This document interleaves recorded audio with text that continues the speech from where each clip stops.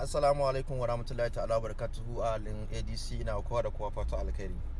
Barkanmu da wannan lokaci, barkanmu da dare da rana. Ya fama ya hakuri ya rayuwa gwagwarmaya. To ina mana fata alkhairi. Muna gaya muku ADC tafiya ce mai kyau. Tafiya ce akwai haske a cikinta. Bari dan haska muku kaɗan daga cikin inda aka fara a cikin iya gida kawai. Kaɗan daga ciki kenan.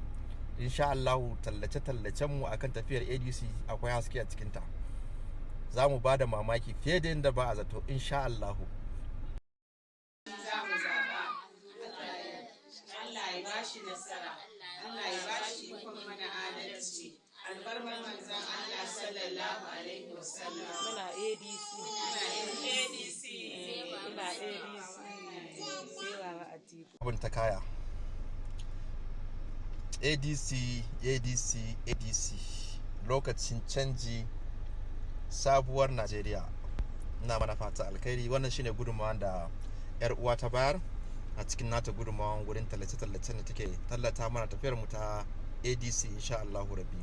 So ina mana fata alkhairi kuma ina fatan sauran al'umma za mu yada wannan tafiya mu samu haske a cikin ta kamar da ta fara. So ina mana fatan alkhairi. Allah ya taimake mu gaba daya.